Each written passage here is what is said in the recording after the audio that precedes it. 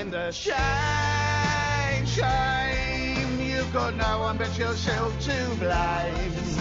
You thought no one was watching, but I'm right here in your brain. Welcome to Not My Proudest Moment with Matthew Maloney and Dacoda Miracle.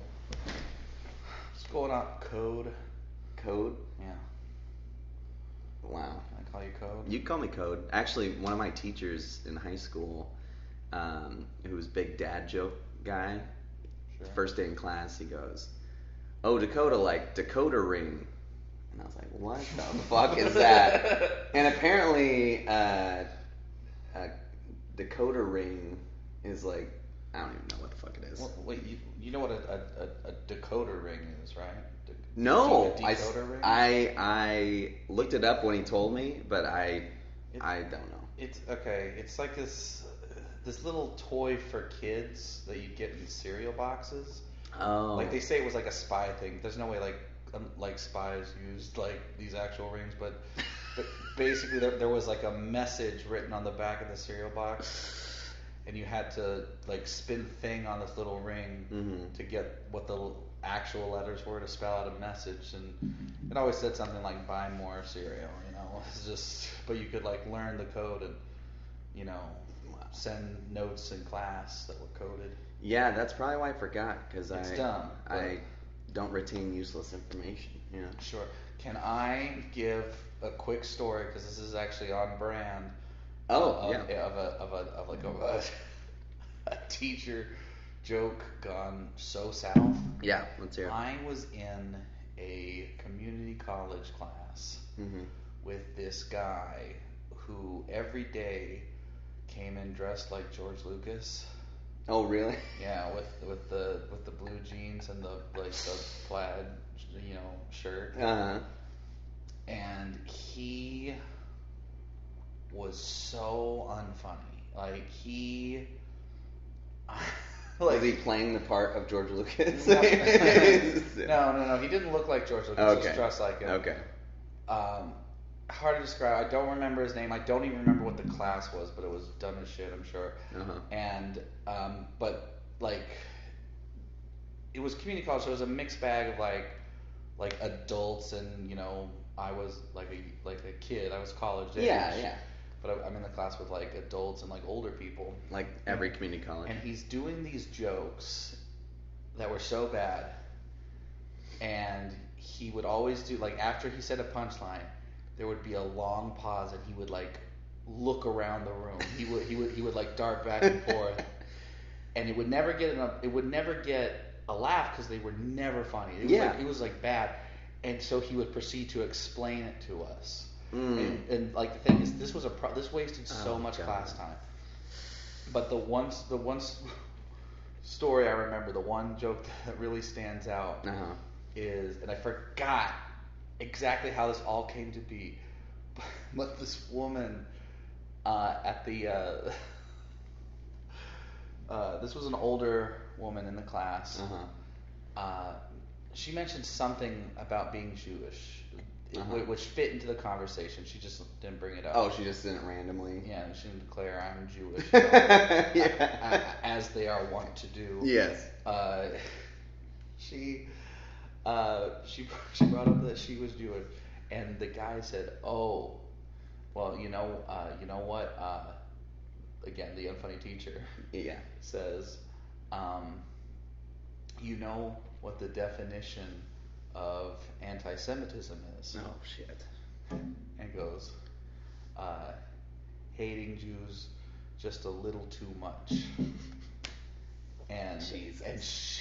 she she says, "Well, you know, that really isn't funny at all." Huge laugh. That guy, huge. She's the kid. Yeah. Room. Man. And it was just like, God damn, like what? Like, why does he think that's okay? That woman was Joan Rivers.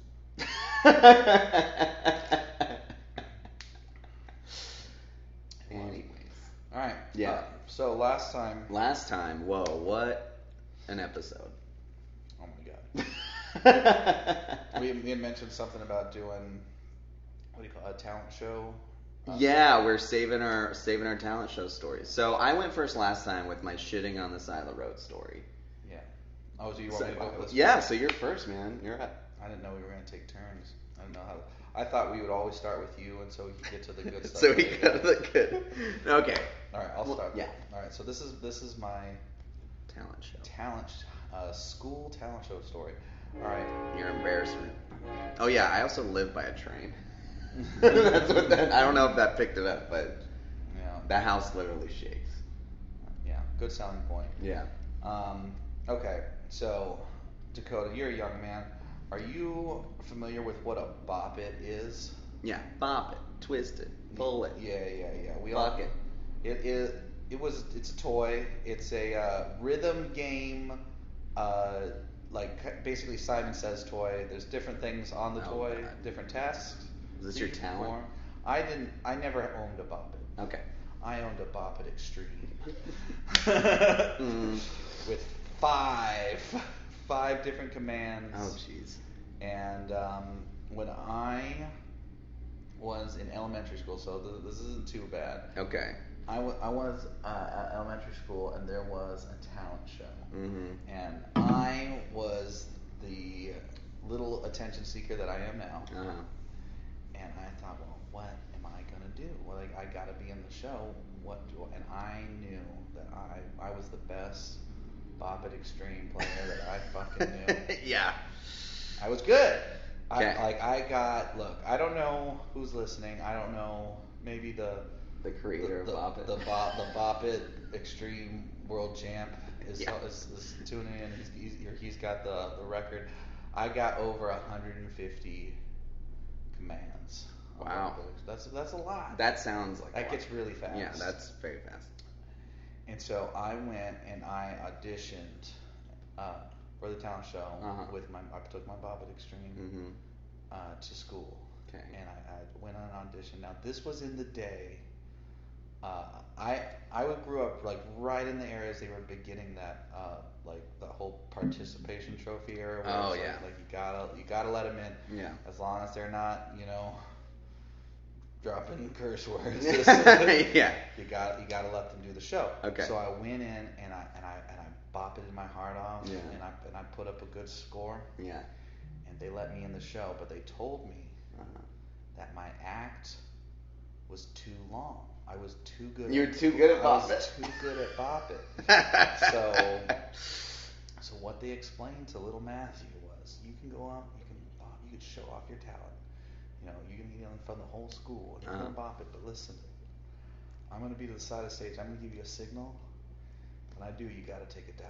Well, you can't. Okay, so they wanted you to be playing your bop, fully concentrated, and look and keep one eye on the administrator to give you the sign. Well, see, that wasn't a problem. That's how good at bopping I am. That's how good you were. Oh, wow. Okay. No, but the idea is like I have to get there. You have to bomb. You have to purposely take a dive. So I'm not really giving off my talent. No. I'm just like yeah, he bopped it, and like I remember I raised it in the air to show like I'm letting this go. Like it's not like it's not like I fucked up. Oh, good. Good. I was worried about. I remember as a kid I was worried about them not knowing. No. About really like what if I what if there's a fluke and I don't bop it right? You do like 5 and then you're like wait, let me start over. Let me start over. Because when those get old, sometimes the flicky command is this little triggery, little finicky, little triggery. Yeah. All right. Yeah. So, and now in the moment, not embarrassed by this, but like looking back, it's a little cringeworthy for me. Like, oh yeah, like people are doing contortions. No, like someone comes in like pink on like a fucking swing. Like I don't remember doing a. No. I don't remember too many of the other acts, but I'm sure I wasn't like the worst one. Because if they let me in, there was other pathetic acts. But no one's looking back at it. No one's thinking about me bopping it but me. There wasn't like one prodigy like that like played the piano or something with their eyes closed. I remember the girl I had a crush on came out and sang a country song. Oh, which one? Which country song? Was it Carrie Underwood? I forgot the name of the song. She was a Jehovah's Witness. Oh, yeah. Yeah. So anyway. Yeah, that's what I remember about her. So is that your story? What else happened? I want to say one other thing, like yeah. Like later either that day or that week, a mother Mm-hmm. came up to me and told me Did she that she ask you that sign her tits? Yeah, great callback that the listeners, like, no one's, what are you doing? No, that'd just be funny. It's not a reference. It's just like a mom that's a fan. It's like, you are so good at Bop It. Can you sign my tits? Like a 5th grader. And I looked at her, it's like, sure, can I taste them? Because I haven't been weaned off yet. Yeah. No, 5th grade, I hope I will. I hope so too. Yeah, I'm a big boy. Listen, So. she came up to me and told me that my act was hilarious. and I was kind of like, oh, this wasn't supposed to be. And she said something to the effect of, like, I thought you were selling those things. I thought. Oh my God. That's what it was. But so that's the closest thing I have to an embarrassing talent show. I didn't have a lot of talent shows. Like my high school and middle school didn't have talent shows. Well, you should have sold Bop It. That should have been your career. You could have. I wonder if she would have bought one. Oh, she seemed pretty gung ho. Bop It Extremes aren't cheap. I feel like Bop It's, their sales doubled after your performance. I had a Bop It Extreme. I also had a Bop It Extreme 2. Wow. You know what the difference were? Not much. Yeah. Mostly color. Wasn't there a Bop It where you could make one up? What?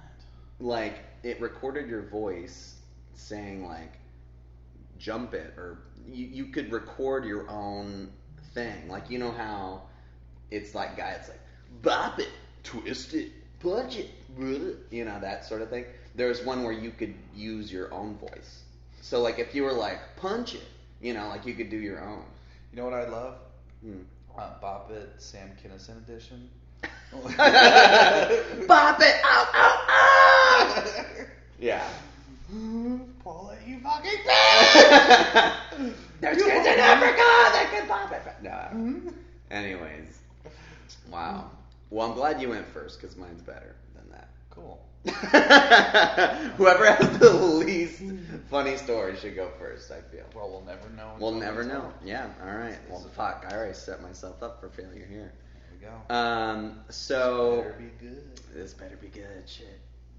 So, I was in 6th grade, and, you know, just out of elementary, and my middle school, super small town, only 2 middle schools in this town, and they were doing this talent show. So, me being a fan of stand-up comedy, you know, from a very young age, I was like, I'm gonna do stand-up for my talent show. And I thought, like, other kids were gonna be doing this, like, that was a normal thing. Yeah. I told the administrator that I was gonna do stand-up, and they were just like, we've never seen this before. So not just from you, but they've never seen the art form. They've never seen stand-up comedy. That's that small of a town. They've never heard of Cosby. Yeah, there was no TV in this town. So they were like, okay, you could do stand-up comedy, but when you write it, you have to go over your set with us before you even do it. Like in Russia. Like in Russia, You should have told them that. Like in Russia. Like in Russia? This is like Russia. Okay. So I wasn't familiar with Russia at the time. I thought we were in America. Yeah, 11-year-old. I didn't. Yeah, I wasn't aware of that. But so I write this like 5-minute set, and it's whatever an 11-year-old would write. There's no innuendos. It's the cleanest of comedy. And I run it by the principal, and he was like, yeah, like, you could, sure, go for it. So the day comes. Do you lean over to the vice principal and just be like, yeah, it's gonna bomb? Sound good. Yeah, I'm sure. I want to know how this went. So obviously super nervous, and the talent show went. There was 3 shows. Can I pause you right now? Yeah, go ahead. Was this your first time attempting stand-up? Oh, yeah. Okay. Yeah. Right. First time, yeah, ever. Good. And I didn't do stand-up again until after high school. So, so the thing was that there was 3 shows. The first show was for half the school. The second show was for the other half of the school. And then the third show was after school, and whoever wanted to come in the town could come. You're booking 3 shows. I booked 3 shows at 11 years old, and but the third show. I only boppeted like professionally once in my life. That one time. So the third show was for the acts that they liked. Yeah. So like the first and second for the school was just kind of whoever was brave enough to do a talent, and then the third show was kind of the finals round. Anyway, so I'm doing my set. I'm wearing what are those like hats? Those like, please sir, may I have some, like those newsy hats or whatever. I don't give a shit. I'm going to, and I'm going to demand the audience believes that you are wearing the outfit from Eddie Murphy's Raw. Yeah. Okay. So I'm in all red leather. Yeah. And blackface. And blackface. Jeez. It was a small town. Yeah. So I tell my jokes, and the only people that are laughing are the parents. Nice. I got the parents. How'd you feel about that at the time? I felt great. The thing was, I wasn't really doing stand-up. I was so worried about messing up what I wrote that it was pretty much I was reciting it in my head. Like it wasn't stiff, but it wasn't loose either. Okay. Like I was just so focused on saying the words right and pausing at the right moment.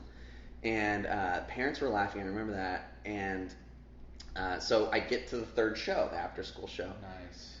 I do that, and at this point, like, after the show, like, parents are coming up to me. They're like, "Are you selling boppets?" I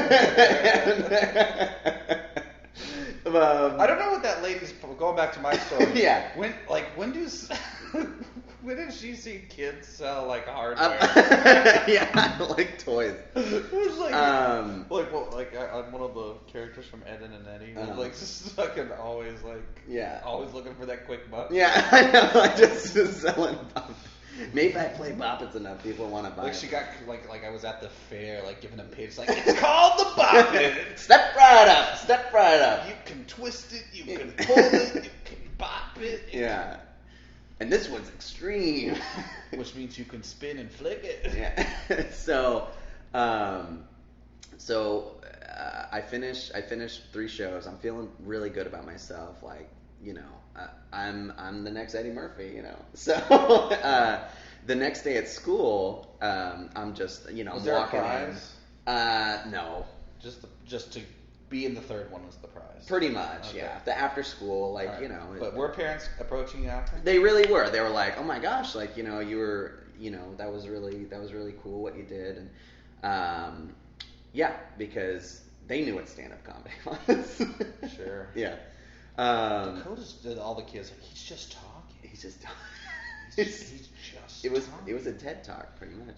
You know, And there was a time. I just want to say there was a time before people knew what a monster Bill Cosby was, and he was like the king. Yeah. Stand up.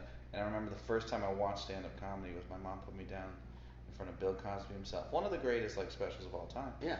And I at first as a kid I was like, well, this isn't a cartoon. This is just this old man talking. But like I sat down and watched the whole thing because it was so entertaining. I was so engaged, and I just remember it coming across like this whole movie. This is a movie. Yeah. And it's just a guy standing, talking in front of like a wall of changing color. Like it's just him. He is the show. Like that's how good he is at talking. Wow. And so I'm sorry, that was not good podcasting, but I just wanted to share that. So the next day at school, I'm walking in like, hot shot. Like I just did my hour special. I'm waiting for some. How much time did you get though? I think I did like 6 minutes. Okay. It was for a first time. It was pretty good, and anyways, I come into school and I remember. Pause. Do you remember any of your acts? Barely. Did your mom videotape it? She did, and it's somewhere in the archives. So if we did enough research, we could find Dakoda's first Yeah. Oh wow. It'll come out when I die and they make a documentary. It'll be. Why are they making a documentary about you? Because I killed 20 people. You gotta set goals. Yeah, you know. You're gonna get to 20 people. 20, yeah, that's about it. That's a hard number, even a mass shooting. Yeah, not consecutive though. Not what? Yeah. You're going for the serial. I'm going for the serial, yeah. No, but how many serial killers put up 20? That's a lot. It is a lot. I don't know. All right, we'll talk about this on our other podcast. On our other podcast, on the dark web, on our dark web podcast. Check out our. So I come in looking for some feedback, and the first kid I run into, he goes, this is before the bell even rings, like to go to class, and he goes, "Hey, you did stand up, yes? You were in the town show, you did stand up comedy." And I was like, "Yeah, I did." He goes, "You weren't funny," and it just. That's why I didn't do comedy till after high school. That one review. Yeah, and who was this kid? Was he cool? His name was Anders. I know his name. and he went on to be one of the workaholics. Yeah.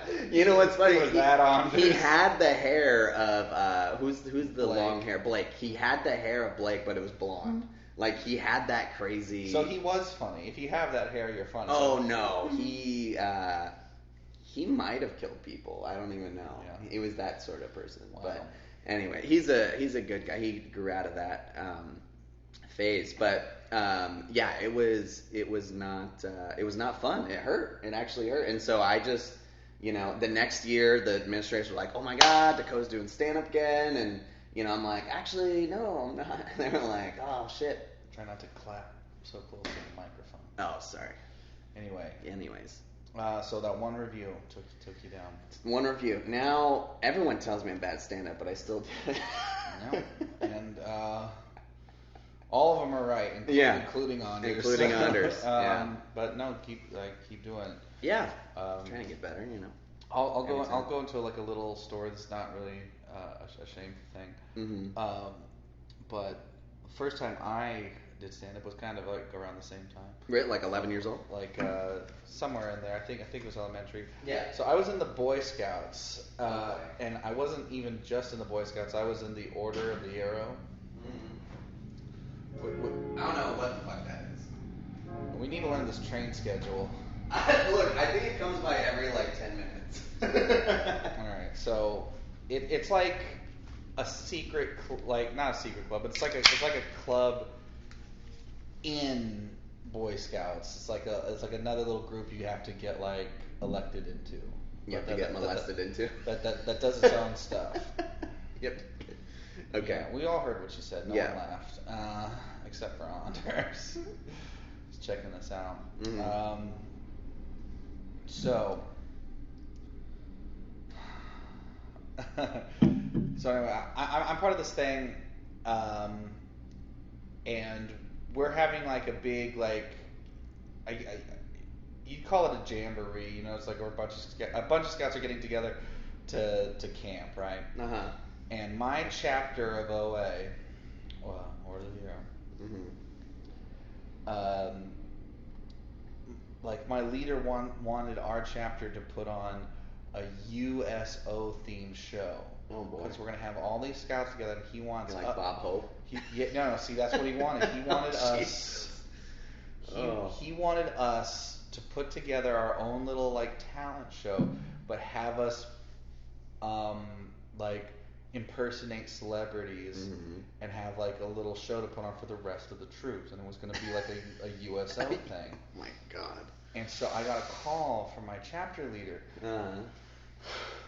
asking me if I can do any impersonations of celebrities or do a talent of some kind. And by the way, like just to give an example, we had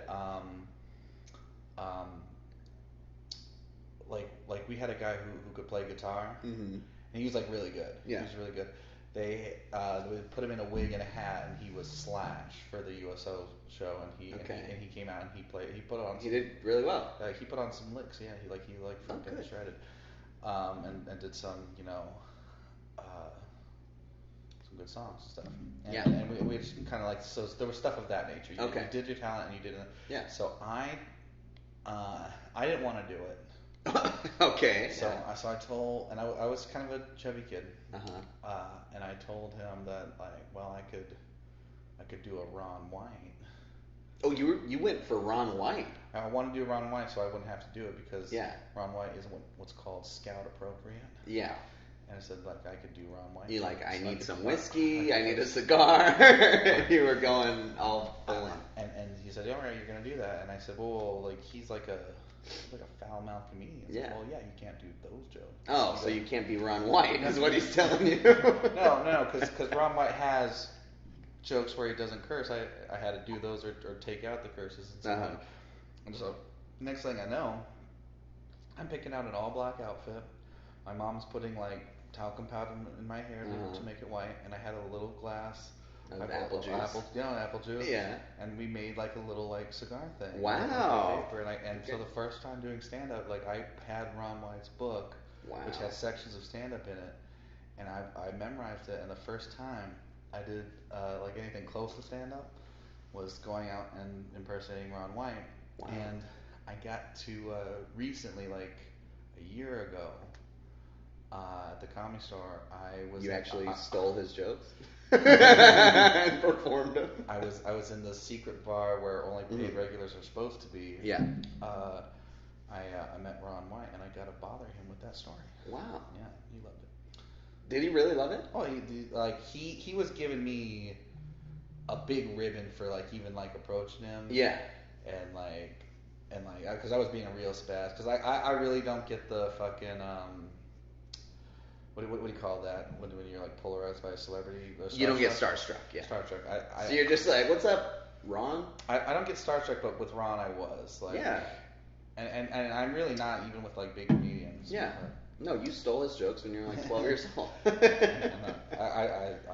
stole his essence. You stole his essence. I came out and tried to talk like him, and I looked like him. Wow. He asked if we had video of it, and I said, yeah, we did. And I went home and tried to find it because I knew he wanted to see it. But we couldn't. Yeah, you were gonna find him again and give him your CD. Yeah, this is what I was like. Like, listen to my mixtape. Like, this is back when I was frequenting the Comedy Store. He comes, comes in quite a bit.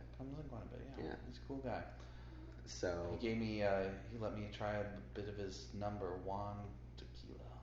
Oh man, I hate tequila. That's okay. I would drink his tequila. Yeah. But that's it. Like, I might puke. It's that, man, tequila. Anyway, in middle school though, I was a real.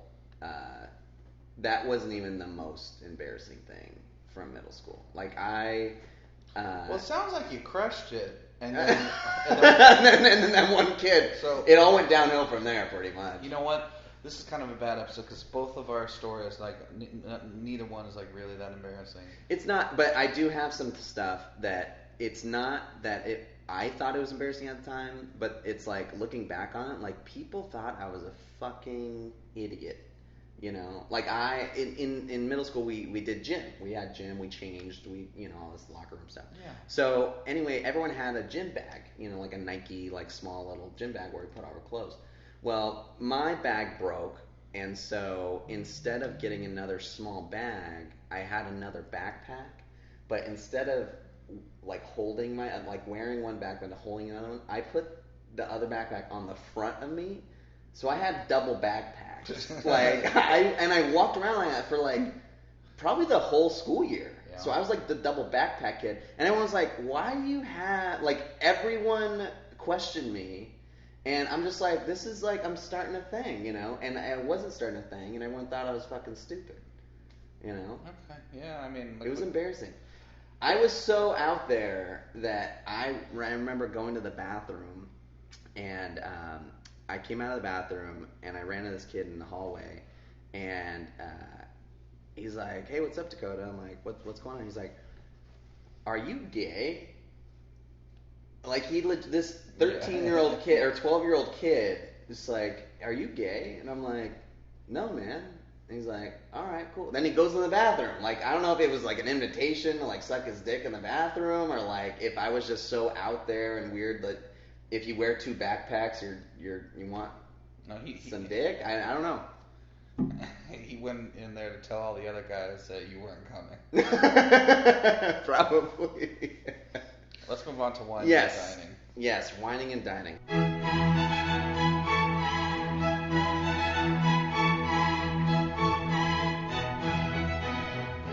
So this week's whining and dining is brought to you by Carl's Jr.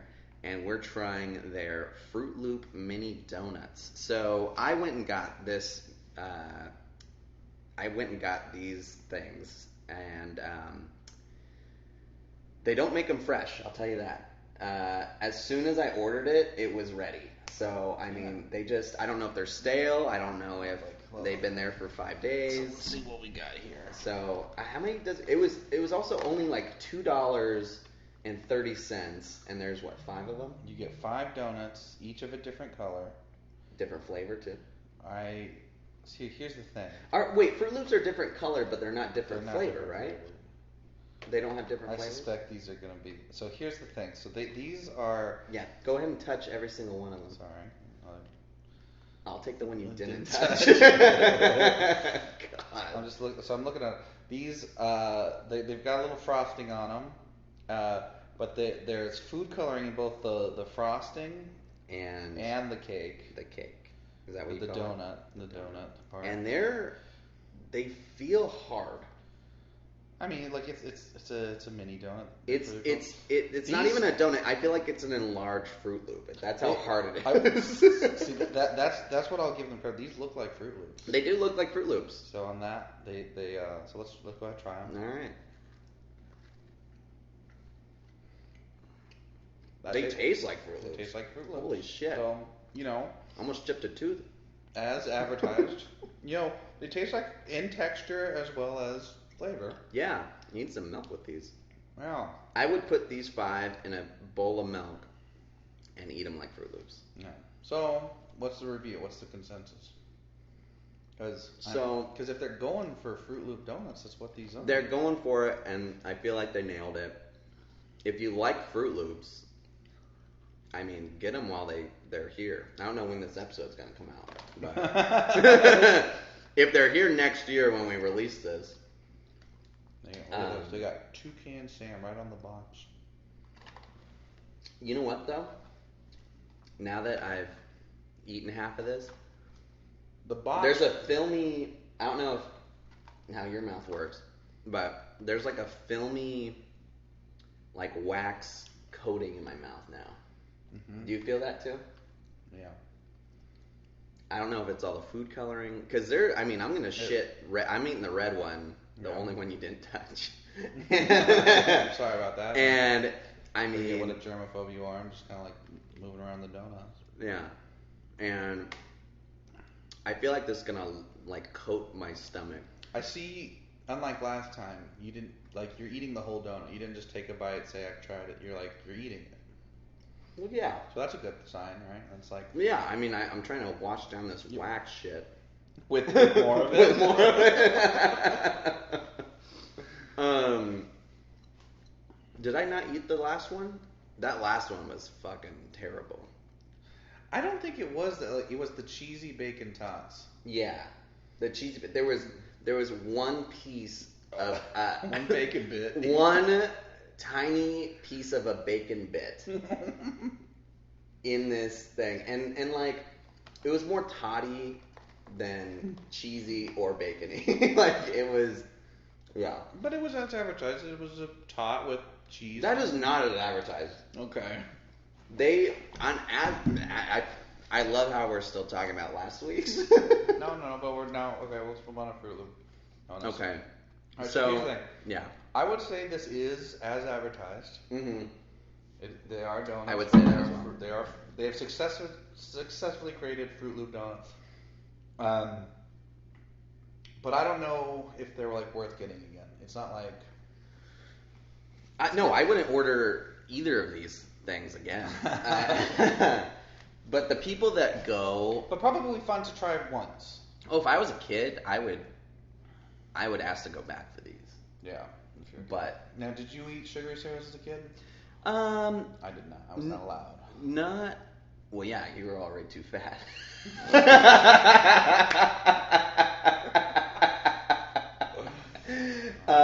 No, not actually. Where's Anders when I need him? I know, right? No, but what I did do, so my mom and dad weren't together by the time I was 5 years old. But when I was with my dad, he would take me to McDonald's breakfast all the time. Mm-hmm. And so when I was with, like, you know, every... That's what divorced dads are for. Exactly, right? Some McDonald's breakfast. And so I did have that quite a bit, and which I loved. Oh my God, the McGriddle. I wish McDonald's had some crazy shit that we could try. The McGriddle, like...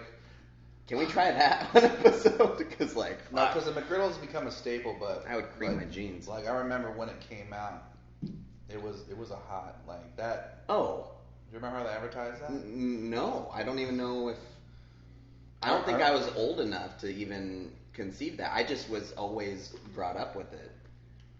Remember they advertised, like, their whole campaign was, "It's weird." Oh, really? Yeah, it's a mapley... pancakey bun. Yeah, which they nailed. Yeah, I mean, it's a good product. I'm not a big breakfast sandwich guy, but yeah, if I have to eat breakfast mm-hmm. at some place, it's McGriddles all day. I love how advertising. You can't eat more than one in the sitting though. No, those are dense. They're small, but they're dense and they're rich. Well, no, yeah. But I love how advertising. So what I do is I get one McGriddle and then a bunch of the fucking hash browns. Yeah. Oh yeah. That's what I do. But I love how the advertising for fast food, like weird things, came from a McGriddle, which is amazing that they advertise as it's weird, blah, blah, blah, to now we have Froot Loop mini donuts and the advertising goes, you're an adult, eat what you want. Yeah. Like, that's how far we've come, that everything is so weird and so out there that now they're just like, we're making it, you could fucking eat it if you want.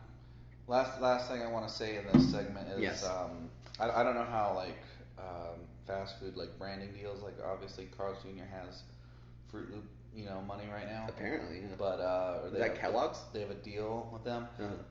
About a year ago, Burger King came out with the Froot Loop shake. I'm sure that's good. And it was vanilla shake with, like, mashed up bits of Froot Loops in it. Of mini donuts. Froot Loop mini donuts. Just the Froot Loops, but the thing is the vanilla shake would, like, soak into... Oh, yeah, for sure. The Froot Loops making them... And the outside of the clear cup was all rainbowy and white, and it looked beautiful, and it tasted so fucking good. Oh, yeah, no, I never had that. But... Such a success. They did the same. They tried to do the same thing with Lucky Charms. Didn't like it much. But, the Froot Loops have so much sugar and so much absorption that they could do that. But anyways, now you. Oh shit! I keep clapping near that thing. Yeah. All right, next. That was my cut. Yeah. We haven't learned anything. Yeah. So moving on to news. News. All right. I guess I'll go first with this one. I got a pretty good story. You have a pretty good one? Okay, then I'm glad I'm going first. Because my news story is something that's happened quite a bit, I'm sure. But in this particular case, he's on national news, and it's just unfortunate.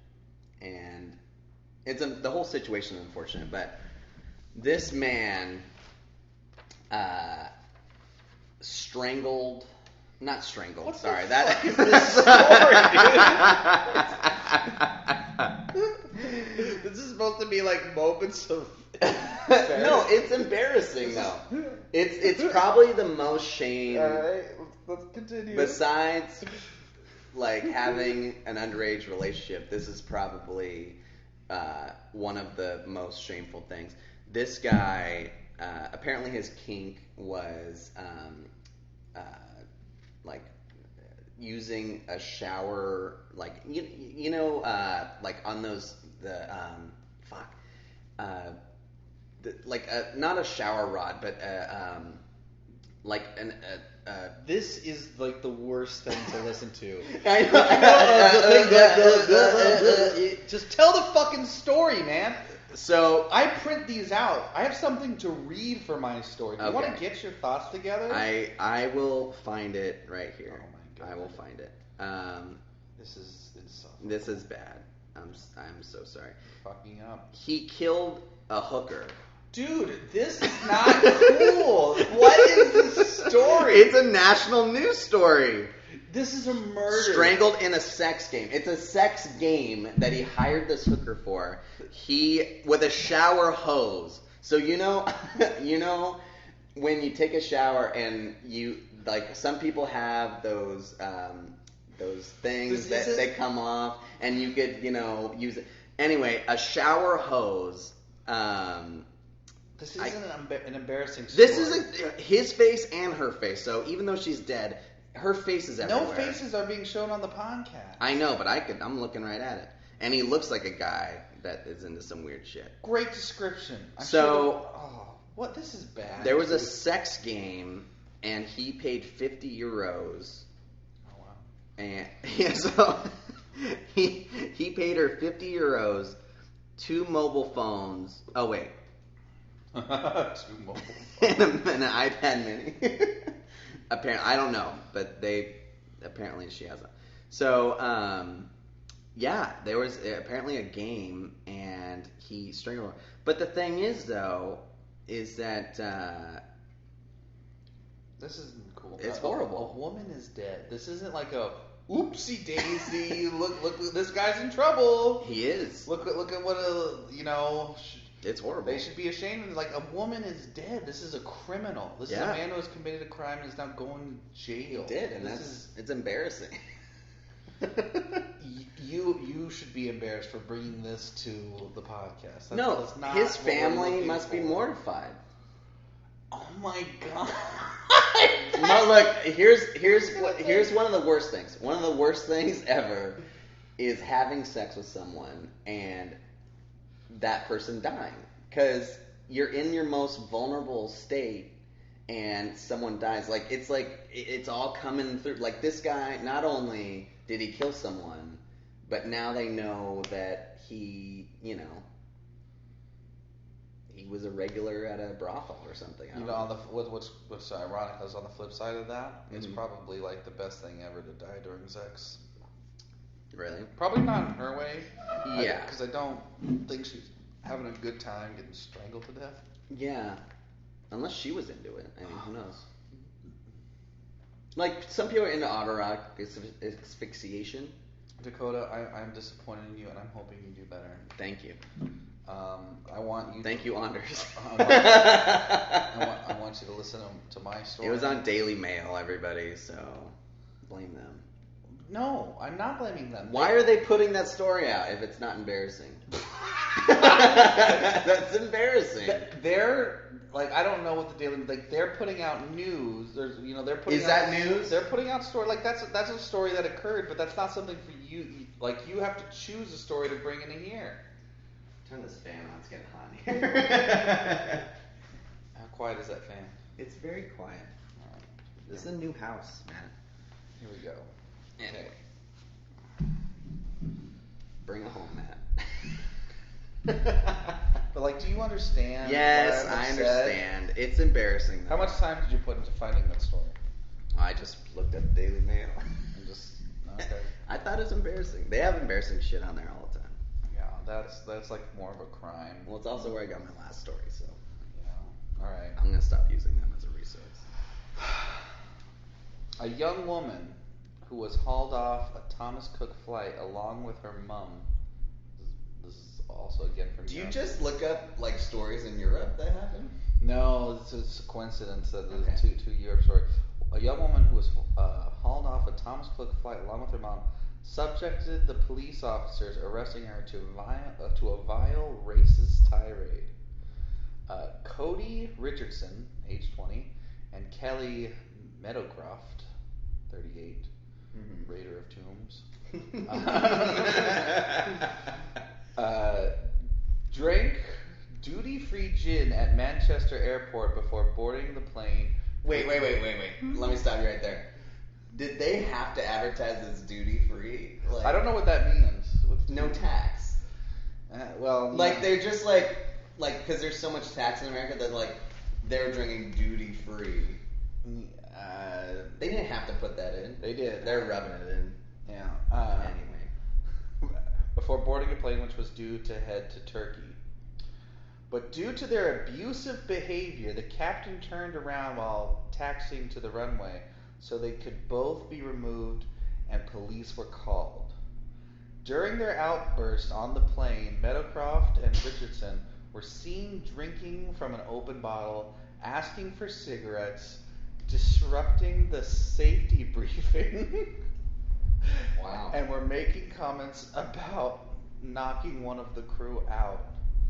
Once with the bottle? Like, Jesus. One stewardess was told, "Look at you in your scarf and your perfect life." Wow. Later, when detained in a police vehicle, Richardson began rattling the cage inside. Wow. Telling one female officer, "You got a perfect mouth." Oh shit! You're not wrong. What? Inside, telling one female officer, "I'm gonna make sure your kids get raped by an N-word." Oh my god! I'm going to. Is this Mel Gibson? I'm going to rape your daughter, you ugly white bitch. Wow, that's pretty far off from "you have a pretty mouth." Yeah. Wait, is she? Is she Did the you lose N-word yourself? in this scenario? 'Cause No, she was gonna hire someone. like, it's such a fascinating thread. I'm like, Yeah. look at you in your scarf and Wow. your perfect life. like, was it a Burberry scarf? Because maybe that would be a perfect life. But I mean, just because someone has a scarf. Well, they're a flight. You know how flights do. They always look, put together and professional. Well, yeah, you and your scarf. Oh my god. Anyway. Okay, so Wow. we're not even done with these threats here, but I'm gonna make sure your kids get raped Yeah. by an N-word. Then I'm gonna rape your daughter, you ugly white bitch. Wow. I'll make sure she's crying for you, fucking cunt. Wow. I'll make sure she's crying, you fucking cunt. Wow. On Wednesday, the 20-year-old was ordered. She's gonna bring a shower hose. Sorry, that was too far. I mean, yeah, this is unorderly. That's very bad. This is not appropriate behavior. Not at all. I'm guessing this is the vile racist tirade. What a threat! It's like I'm going to make sure. I'm going to see to it that your daughter. She was just cast in Mel Gibson's next movie as a consultant. Oh my god! These are some outdated references you're making. All right. Yeah. On Wednesday, the 20-year-old was ordered to spend 10 months in a young offenders institute. Mm-hmm. Her vile behavior was captured on a body cam camera, which was shown in a street crown court. Jeez. That probably didn't go over well. A 6-year-old girl was left in tears after having to temporarily sit in front of Richardson, whilst a distressed member of staff had to go home without completing her shift.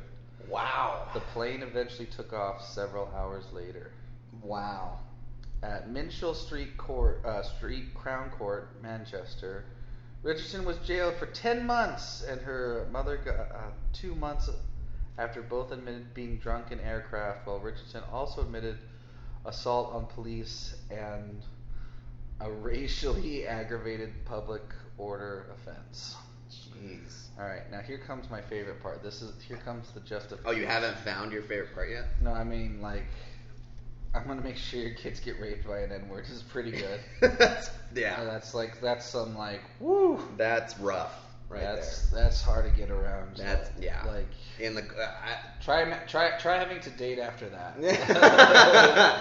Being at a party and dropping that and just trying to defend it by saying I was drunk, it does not. I want to know how one would go about making good on that threat. I want to know what the steps are to, like, you have to hire someone, you have to make sure that they're black, and, you know, there's, like, even legal ramifications for that, because you're, like, hiring based off race. Well, Jesse Smollett got away with it. Yeah. That's not exactly what happened there. All right. Shower hose. So here comes my favorite part. Mm-hmm. The pair, both from Manchester, claims they only got drunk after having to buy a duty-free bottle. Oh my God! The humble brag comes back. All right, listen here. Claim they only got drunk after having to buy a duty-free bottle of spirits, as buying rounds in the departure lounge was too expensive. Wow. That's the excuse. The beer was too cheap. Was that it? It was duty-free gin. Oh, gin. They were on gin. So yeah, gin will fuck you up. Hey, if you're gonna be on the podcast, why don't you like be on the podcast? Making life just a little bit lame. A healthy dose of sweet self-loathing. Hey guys, thanks for listening to another episode. Just to let you know, we do have social media now. Our Instagram handle is at nmpm_podcast. And then we have a Facebook page under Not My Proudest Moment. We also have a Twitter handle, which is at nmpmpodcast. Also, we have an email, which is nmpmpodcast@gmail.com. Feel free to follow us, email us, tell us about the story or a story that you want us to tell or not tell. Just specify it in the email or DMs. Possibly change the names of the people if you don't want us to say them. So yeah, we hope to hear from you soon.